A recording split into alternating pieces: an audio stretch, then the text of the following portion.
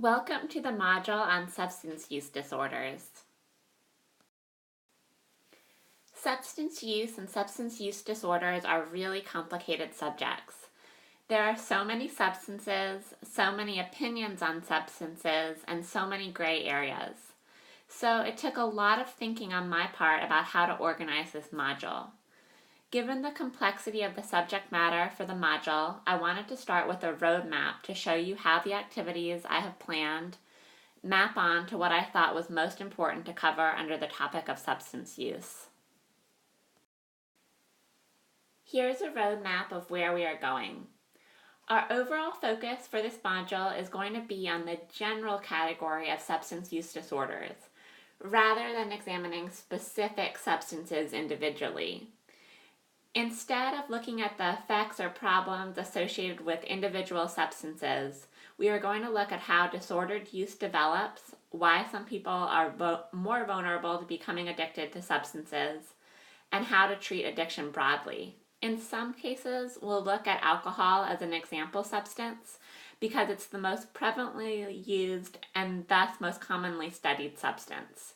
We are going to start by looking at why substances are abused, move on to an examination of vulnerability to the development of substance use disorders, and finish with an examination of substance use treatment.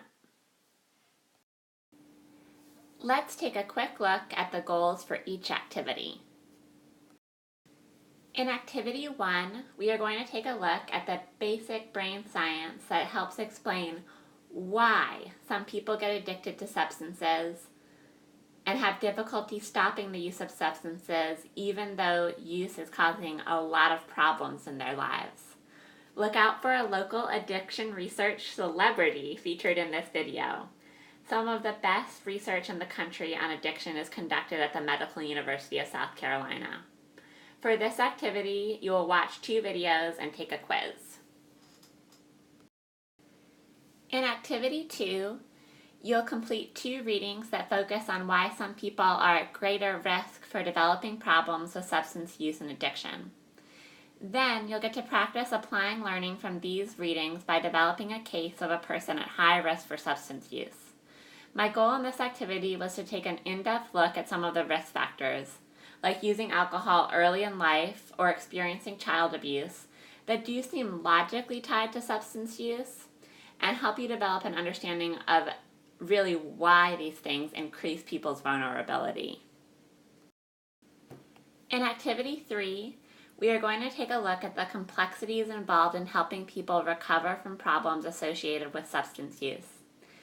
As can easily be seen in 2 issues that are currently getting national attention, the push to legalize marijuana and the opiate epidemic, addiction is a complex problem with many levels. The materials in the reaction paper for Activity 3 will help you better understand the complexities involved in treating addiction. That's the end of the roadmap for Module 7.